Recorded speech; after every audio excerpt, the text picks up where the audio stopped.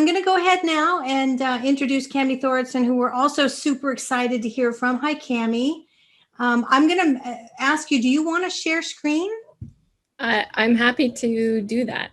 Okay, good. All right. So you share, and then you can also share video if you want to, but you don't have to. I'm going to keep myself on mute and keep my video off. Make sure people can hear. Okay, now I see your screen, so I think we're good to go. Hi, Cammie. It's so good to see you again. It's nice to see you too. So hopefully you can see. It always looks a little weird when I go to full screen on Zoom. I'm like, oh wait, what's happening? Anyway, it's great to be here today. Thank you for having me. I appreciate that. Yeah, and I see both, and I'm going to turn it over to you and put myself on mute. Okay, thanks. So my name is Cammie Thordarson. I am currently the principal here at Campbell School of Innovation, or CSI. We are a TK through 8 school. We're growing into a TK through 8 school, and we'll tell you a little bit more about that in a second. I have had multiple roles in education, from the classroom to the district office. I actually stepped out of my director of innovation role last February to take over as principal of this school, as it was a huge piece of the work I was doing. And unfortunately, I took over the end of February and we closed in March. So it's been a really interesting roller coaster of a ride here in Campbell. But we are, design thinking is my jam. So we are a design-based school, and I'll tell you a little bit about that as we go. So this is our mission statement. CSI is in its 3rd year of growth. Again, new principal last year, COVID, lots of interesting things have happened on our journey. So we're currently TK through 6th grade, and we're still closed, and our district is awaiting for us to be in the red tier for 2 weeks before we go to our hybrid model. So our mission, being a community that seeks to understand, learns through design, and leads with innovation, has been sorely tested this year for sure. We're really having to live out that vision and those pieces and those values. And we have certainly been tested through this process. We're built on 3 pillars here, which mirror the design thinking process. We really work with our students on understanding based on empathy. If you're not familiar with design thinking, it is a problem-solving process that's based in empathy and with the human side of things. So we really focus on people, but we really want our kids to be able to look through a human lens and make sure they're really curious and asking the right questions, and they're able to really think about, are they solving the right problem before they lean in. We learn for a purpose. We want our learning to be public and authentic and relevant. We talk to kids a lot about sort of courageous reflection processes and really being able to take risk, and we try to model that with our staff. So we appreciate the fact, in fact, I titled this like the reality of ambiguity, because one of the things we really stress is that we're comfortable with ambiguity. And I think that's been kind of interesting when we've really been forced to live ambiguity every day. So the reality of ambiguity is a lot different than just saying that we're really comfortable with it. And then we really want to help our students know that they are empowered as learners, right? That's part of the design thinking of prototyping and testing, and then having impact and shipping. We want kids to be able to know that it's possible. They have abilities that are really relevant to today's world. We're seeing it right now. Some of our kids are doing incredible things in distance learning, and we see in the world, 12-year-olds that are starting their own businesses. So we know that our kids are super savvy and they can do a lot of things. And so that's one of the things we're working here, is to make sure our kids are empowered every day.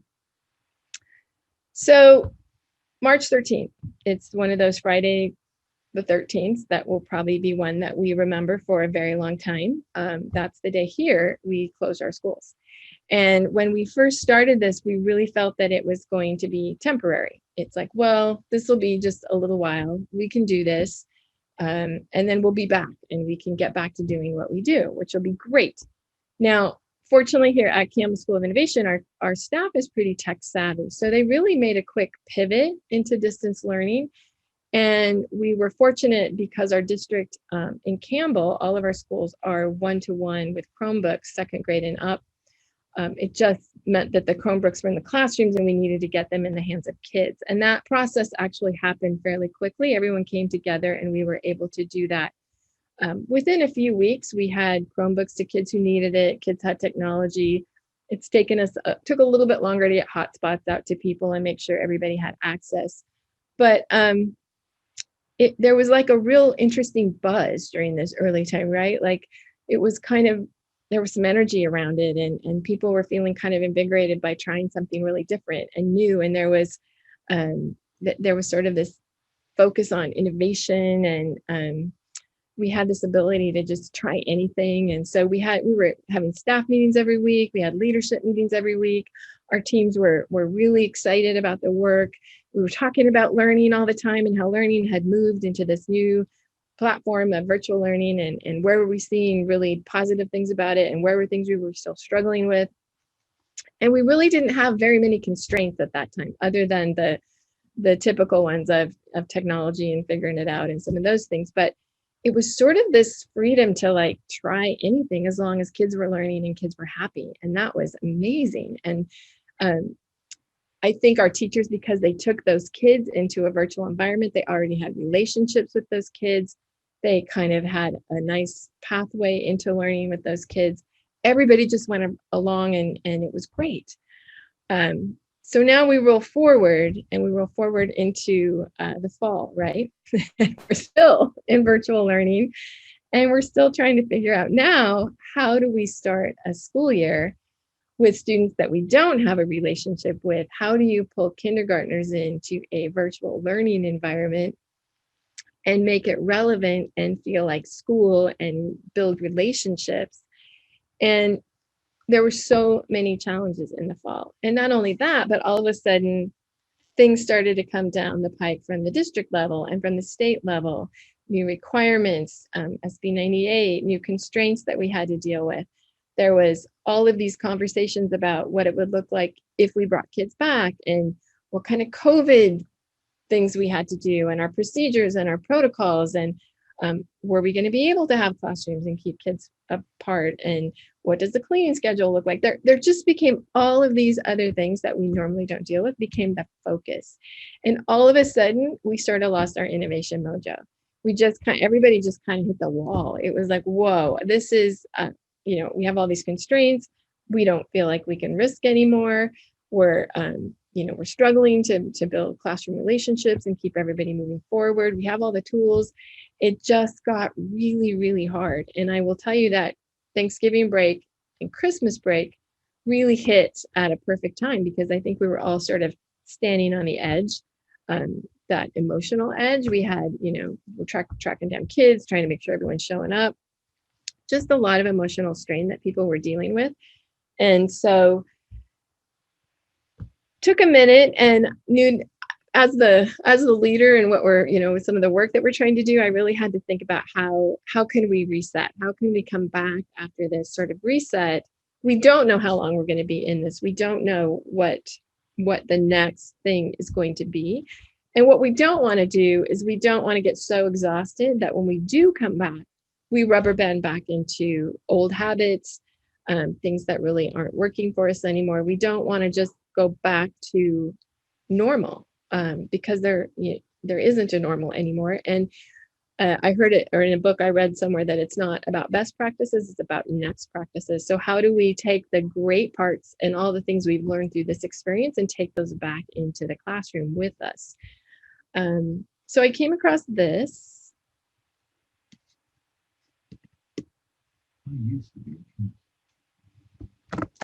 Every day the same. I'd be aloof till lunch, then coldly indifferent after. To me, everything was just, yeah. Then it hit me. Why be so cat? Why not be a bit more dog?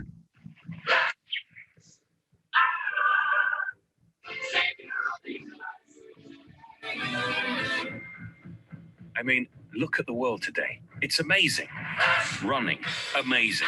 Chasing cars, amazing. Sticks, amazing.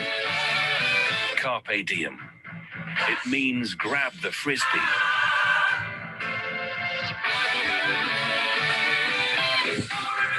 Maybe we should all be a bit more dog. Be more dog. O2. So while that's a little bit silly, I used to be a we cat. do, hang on, Zoom always does this for me. We do talk a lot in design thinking and in the work we're doing around how we frame things. And so we came back in January and we've spent some time really thinking about how we frame things around us. And so it's been great because we had some great conversations just as an educator, especially with some anti-racism work that we're doing too. Like what lives in your emotional frame or in your educational frame? What makes up your educational frame? How do you look at students? How do you typically look at your classroom?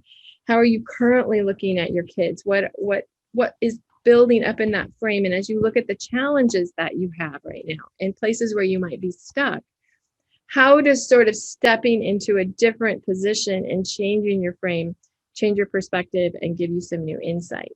And so that became sort of an important piece for us as we talked about framing and really sharing with each other where we were getting stuck, and remembering that we really are building a program here, and part of what we need to do is to look forward. And so we've regrounded ourselves. We sort of come back to the actual work of building our program. What do we want it to look like? What are our through lines? What are those things that are going to carry kids through from a TK through 8 perspective? And we're just kind of rethinking and reframing the work that we're currently doing. So we are, we use improv, we're remembering to play. I don't know if you know, but tomorrow is Global Day of Play. So we're celebrating that. We've done that the last 3 years, and it's been a highlight for our kids and for our staff. So we're continuing to do that in that virtual space. And then we've committed to this social emotional component that we're going to make sure we include in every staff meeting and take time to really talk to each other and make sure we're all okay. Where are we at? What's happening? How are we moving forward? What's your work look like? What does mine look like? How can I help you reframe someplace where you're stuck? And that's been really, really exciting work and really great. Our staff's really responding to that.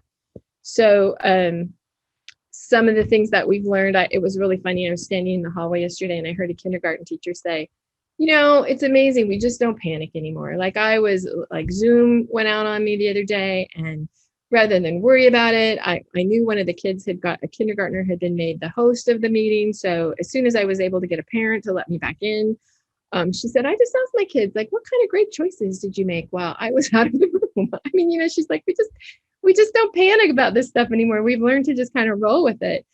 We stay really focused on our direction, and we try to stay really grounded in the work and our vision, and we try not to let that go. So we revisit that a lot. We talk about, where did you see successful learning this week? What did that look like? What did it sound like? How did that feel for you? How did that feel for your kids? I'm a big fan of Brené Brown, and so she talks about how you rumble in conversations. So when we have things that come down from the district office, or we have things that come across that need a really serious and difficult conversation, I'll often say, you know what, we really need to rumble about this. So we have sort of protocols around that and what that looks like, and how we're going to it's those kind of courageous conversations that we need to have sometimes. Same with reflection. We work on reflection. We talk about, what we did. That's part of our sort of ability to take risks and be really public about it. Is part of that is the reflection of, okay, here's where we went wrong. Here's where we're going to fix it. We play. Play is so important, and that kind of goes with the improv piece. If you haven't done any improv with your teams, I would highly recommend it, because the great thing about improv is that you build on what you're given. And if there's anything we've learned during COVID, it's that you have to take a lot of things that you're given, and you have to try to reframe them and build on them. We're thinking forward. We're trying to look around corners a little bit. We're using some futures thinking to kind of think about where we're headed and what's next. And we just accept that there is no normal, that this is all new, and we're going to live in new. I think we know that perpetual beta is a state of being currently, and we're going to have to be okay with that. So it's been a really interesting journey, and one that has taught us a lot, but our design thinking abilities and mindsets that we are not only encouraging within our staff, but encouraging within our students have been really positive. And so I love the presentation before me, that like all the tools and all of the things that we have to, to make this work. But we've had to step back a little bit and do some social emotional work. And I think that's been really important. And I think as we move forward, we're going to have to really think about how we do that with kids, because I think our kids are going to come in with a lot of different needs that we can't anticipate right now. So when we think about that ambiguity piece, how are we going to come in and really help them sort of reconnect with school and reconnect with each other in different ways? And don't have any answers for that yet. It's one of those things we're going to have to kind of figure out as we go. But I would kind of like to just open it up to questions or whatever. I just brought a little bit to share because it was a short amount of time and I kind of rushed right through it. But if there's I can stop sharing and let people ask questions if they would like to. Okay, well, I'm going to put myself back on. We did have some comments. Let me just check chat and see who wants to sort of unmute and join us. Let's have an actual conversation. It's always fun to do that. I'm excited about the development that you've had, Cami. It's, you just pointed out something that I think is really important to point out. This has been an emotional journey. That's not small. We've all grown, a lot of us who have to work from home right now, we've learned that, we have to try to not wear our stretchy pants every single day. There's been things that have occurred, that are different than before. And my worry is the overwhelm of the teachers. So like I said, I'm going to check other questions, but, is that part of what's happening? That they went through sort of an overwhelm initially? They did. And I think it's partly, I think there's this piece where we finally got comfortable with being overwhelmed, where we had to say, this is where we are. We're going to be overwhelmed for a little bit. And so how are we going to navigate being overwhelmed? So what can we do to lessen some of that? Where can we come together? What, that part of that was that reframing piece, right? Like, let's look at this from a different space. Let me help you talk through it a little bit, where you're challenged or where you're feeling really stressed, not just at school, but maybe in your personal life. We have a lot of, teachers with young kids at home and trying to juggle the same thing. They're trying to not only teach, 30 kids on Zoom, but they have their own children at home they're trying to also support through school. So a lot of really interesting challenges on a personal level for people. Yeah. And we've got 6th graders right now that don't want to turn their cameras on and don't want to, they're very savvy kids. And so they've decided they can turn their, they can log into something, but they're not there. You're like, where are they? And so you're trying to figure out where kids are and engage them in different ways. And so it's constant. Every day has a new challenge and every day is a new opportunity. And so we try to reframe that and talk about it in a different light. Yeah. We've had Florida districts told us they're not allowed to have everybody open their camera.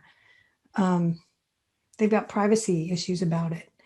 So yeah, this is just a moment. I think what I always try to remind people, and if you could go back and please tell all your teachers this, the miracle is that any learning occurred at all. I mean, we were a worldwide pandemic, for crying out loud, right?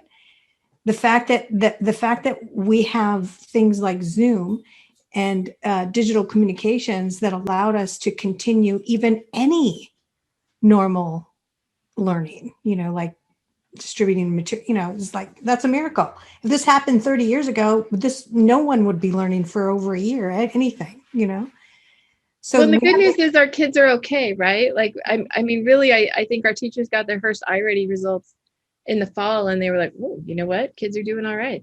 We haven't lost it. You see all these stories about learning loss and while for some kids, it is substantial.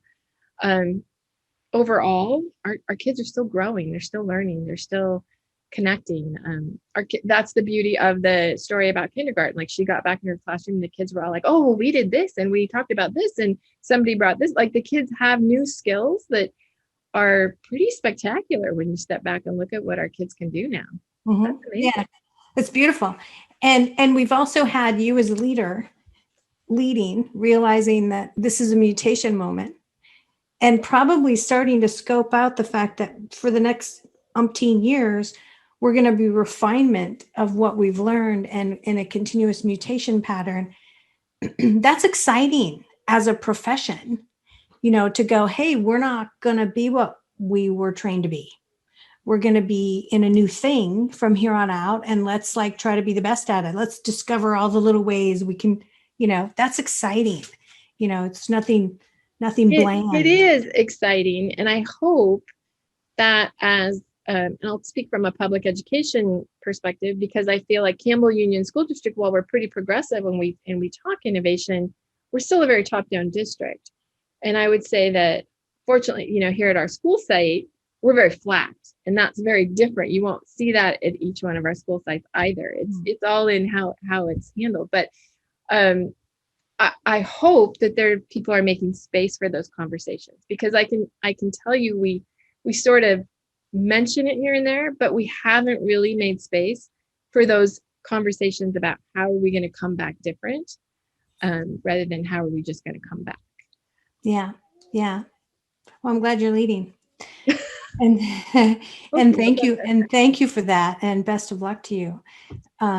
Okay, well, I'm going to have us show a little video from one of our sponsors now before we launch off into the motivation discussion, which is going to be super exciting. And then hear something from Alyssa Rosen. So Doug, go ahead and show that video real quick, and then I'll call on Alyssa, and then I'm calling in Melissa and Kristen. Stay tuned. Invited to the largest 7th grade class here at Three Oaks Middle School to see how the skills these students are learning are actually preparing them for their future. The one word I would use to describe Codesters is powerful. Creativity. Light bulb. It's exciting. It's amazing. Codesters has been a lifesaver that they have access to this platform in this hybrid teaching model that we're in.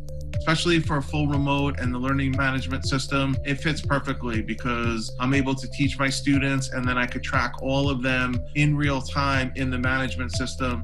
Codesters has definitely been there for me. Between the professional development classes that I've been able to take, it helps me to feel more secure. Their confidence has grown over this semester. That's the part that I really enjoy watching. They're really excited how much they're learning. We actually have a lot of fun with it, especially the debugging. It's like a competition of who can figure out what the mistake is. It's like instant feedback. They're not just creating games, they are creating this foundation. They will truly understand Python when they're finished. I think that it allowed them to see opportunities that they did not think were available to them before. It will open so many doors for them in their future. Coaster is life-changing for these students. And it's not just preparing them for the job of today, but it's also preparing them for the job of tomorrow.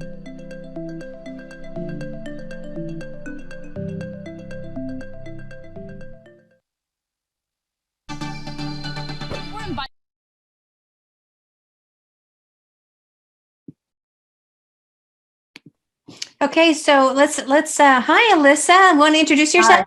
Hi. Okay, it's sunset here on the East Coast. So you see the reflection in my window. Yeah. I just want to say thank you so much for the opportunity to present to this group. And I, listening to everybody, really, one thing I would like to say is like flexibility and resilience. That's what we've been doing at Codesters, is being able to conform to the things that our customers need. And if it means that we have to give our product away for free, we do it just to make sure kids start to learn how to code. We feel very strongly that coding creates equity, and we're just so excited to be here and talk to you all. And if you have any questions, I'll post my email on the chat. Well, thank you. Thank you for sponsoring. Thank you for being with us.